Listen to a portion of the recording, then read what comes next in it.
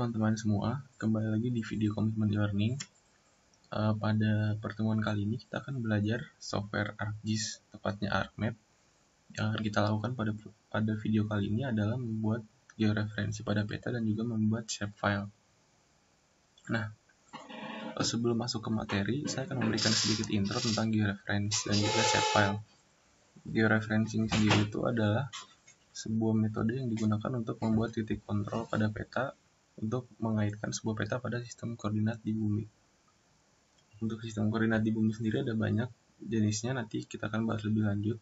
Kemudian untuk shapefile sendiri adalah format vektor data yang digunakan untuk menyimpan informasi seperti lokasi, bentuk, dan lain-lain pada software GIS atau software pemetaan.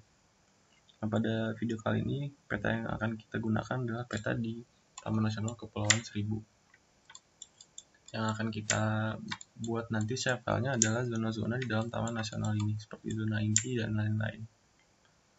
Nah, pertama yang harus kita lakukan adalah memasukkan gambar ke dalam table of content ArcGIS ini. Bisa langsung drag and drop saja. Oke. Nah, kemudian sesuaikan sistem koordinat layer ini atau frame ini dengan sistem koordinat yang digunakan pada peta ini. Dapat dilihat bahwa sistem koordinat yang digunakan oleh peta Taman Nasional ini adalah Geographic Coordinate System WGS 84. Kita bisa mengatur sistem koordinat itu di sini. Di layer, kemudian kita buka properties. Nah, kalau di software saya ini sudah difavoritkan sistem koordinat WGS 84 ini. Untuk yang baru menggunakan ArcGIS bisa dicari sistem koordinatnya. Dapat lihat ini kan GCS. GCS itu artinya Geographic Coordinate System. Berarti bisa dicari di sini. Yang World, kemudian WGS 1984. Nah, ini untuk menyesuaikan frame data ini ke dalam sistem koordinat yang digunakan oleh gambar. Nah, untuk melakukan georeference yang pertama harus kita lakukan adalah memberikan titik kontrol.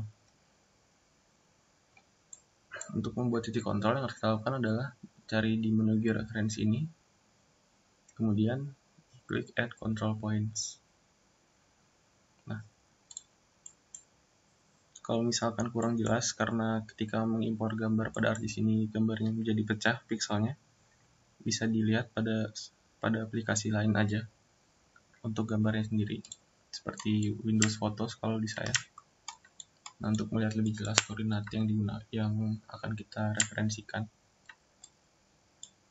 yang pertama kita akan lakukan adalah di titik ini, di titik kiri bawah ini, dari zona pemanfaatan 2.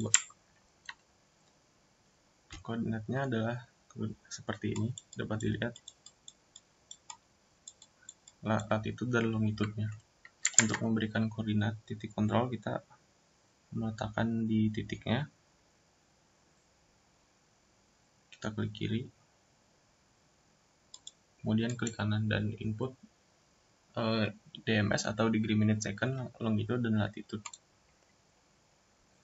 Dapat dilihat tadi koordinatnya adalah longitude-nya itu 106 derajat 33 menit is. Jadi kita masukkan koordinatnya di sini, 106 derajat 33 menit 0 is. Kemudian latitude-nya 5 derajat 45 menit 0 second south.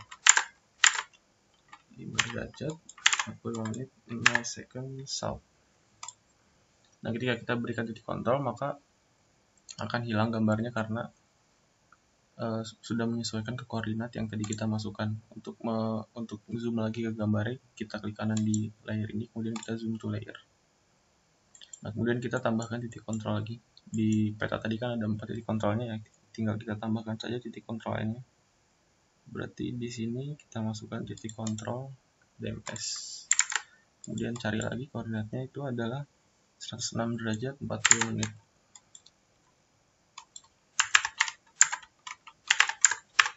Second is, kemudian latitude-nya itu 5 derajat 45 menit south. Oke, kemudian zoom to layer lagi dan tambahkan lagi titik kontrolnya sampai semuanya diberikan titik kontrol.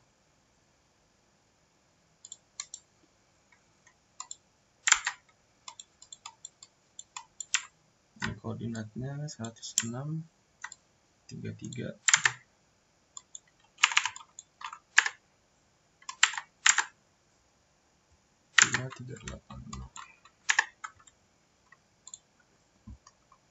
Nah, sebetulnya memberikan titik kontrol itu 3 sudah cukup karena kita lihat bahwa sudah terreferensikan dengan benar. Dapat dilihat di pojok kanan bawah ini ada koordinatnya. Dapat dilihat bahwa koordinat pada peta ini kurang lebih sudah benar. Cuma untuk lebih akurat kita tambahkan lagi control point yang terakhir di sini.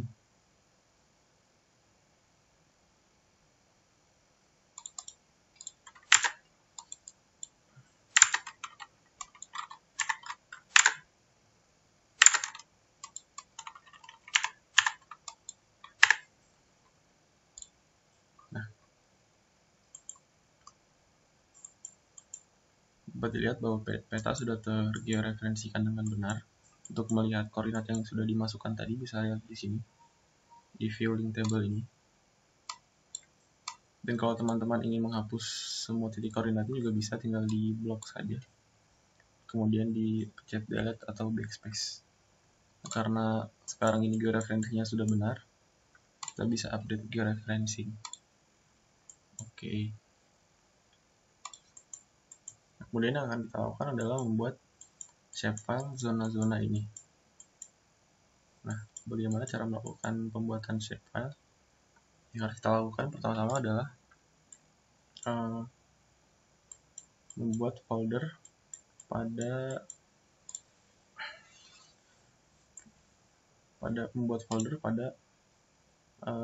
yang kita inginkan ini. Misal di saya ini adalah folder commitment e-learning. Di dalamnya ini untuk keperluan kerapihan penyimpanan data. Jadi karena dalam penggunaan GIS ini nanti akan banyak jenis data, biasanya kita melakukan pembuatan folder sesuai dengan jenis datanya. Nah, untuk shapefile ini karena dia .shp maka akan saya singkat dengan folder shp. Ini shp.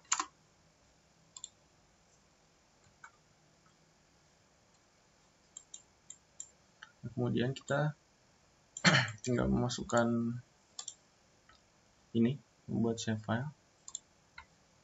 Misal kita ingin melakukan zona pemanfaatan dulu, zona pemanfaatan. Kemudian jenisnya itu polygon dan sistem koordinatnya WGS 1984. Kemudian akan muncul datanya di sini. Kemudian yang harus kita lakukan adalah membuat atau mendigitasi bentuk dari shapefile yang kita buat tadi. Untuk melakukannya kita ke menu editor ini, kemudian start editing. Setelah start editing, kemudian ada create feature di bawah, atau kalau misalkan di ArcGIS kalian belum ada, create feature ini bisa ada di editing Windows ini, ada create feature. Karena di saya sudah diatur sedemikian rupa, maka sudah saya taruh di bawah ini untuk menu create feature. Nah, nanti akan muncul datanya, dan kemudian kita pilih jenis dari geometri yang kita inginkan. Nah, karena zonanya ini berbentuk persegi panjang, maka akan saya buat rectangle. Nah, tinggal kita klik saja titik yang kita inginkan. Kemudian kita tarik ke titik kedua. Nanti dia akan terbentuk seperti ini kalau rectangle. Nah, kalau sudah beres dan sudah tepat garis-garisnya, maka tinggal diklik 2 kali dan akan terlihat geometri yang sudah tadi kita buat ini. Untuk mengatur warna garis dan warna isi dari geometri ini bisa ke sini, kemudian diklik 2 kali. Nah, sudah terlihat ini yang warna biru ini. Kemudian untuk melihat hasilnya atau untuk menyimpannya, kita stop editing dan save. Dapat dilihat di sini sudah terbentuk geometrinya dari zona pemanfaatan ini. Nah, kemudian jika kita ingin menambahkan shapefile lain seperti zona inti misalnya, tinggal kita new item lagi, kemudian kita namakan zona inti, kita pilih polygon lagi, guys84. Oke, kemudian stepnya sama, kita start editing lagi, kemudian create filter, pilih oke. Sekarang akan saya pilih polygon untuk memperlihatkan perbedaan antara polygon dan rectangle.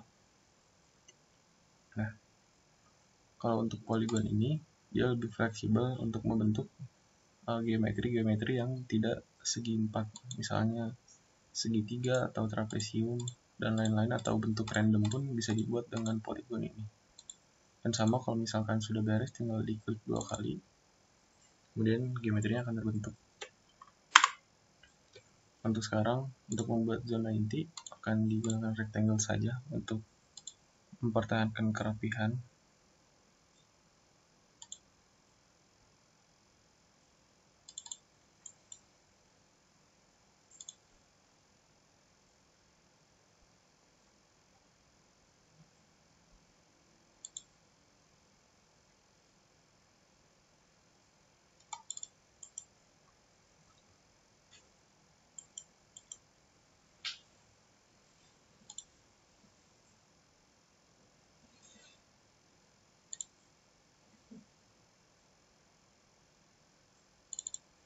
Nah, kemudian zona inti sudah terbentuk. Bisa diganti warnanya, misalkan warna merah saja. Zona pemanfaatan warna hijau.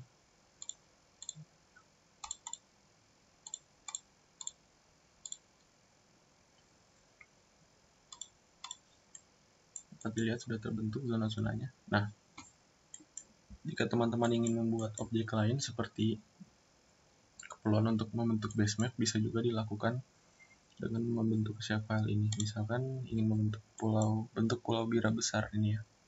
Kita coba untuk membentuk zona atau objek pulau bira besar ini. Kita bentuk new shapefile pulau bira besar. Polygon lagi, kemudian sistem koordinatnya sesuaikan lagi. Nah, kemudian kita coba waktu stop editing dulu untuk menyimpan zona inti, kemudian kita start editing lagi dan pilih pulau bira besar ini untuk membentuk objek pulau bira besar. Nah, kemudian kita digitasi objek pulau bira besar ini. Nah, untuk digitasi polygon sendiri ada fitur yang bernama streaming. Ini untuk mempersingkat waktu digitasi teman-teman, jadi tidak usah klik terus-terusan, jadi untuk cara streaming adalah seperti ini, jadi bisa cepat digitasinya, tidak membuang waktu lama. Nah, sudah terlihat. Untuk streaming sendiri, tadi caranya adalah klik kiri di titik pertama, kemudian saat ingin ke titik kedua, teman-teman pencet klik kanan, dan kemudian pilih streaming ini. Kemudian teman-teman klik kiri lagi dan nanti akan langsung otomatis akan streaming seperti ini, jadi tidak membuang waktu lama dalam digitasinya.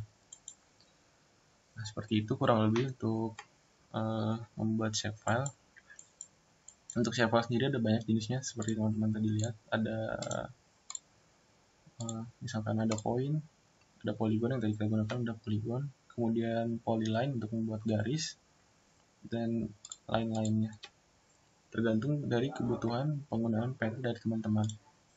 Nah, untuk keperluan base map sendiri biasanya saya tidak menggunakan digitasi manual dari peta dasar. Biasanya sudah banyak yang menyediakan untuk polygon base map seperti OpenStreetMap dan GSHS. Teman-teman bisa langsung download seperti saya contohkan di sini.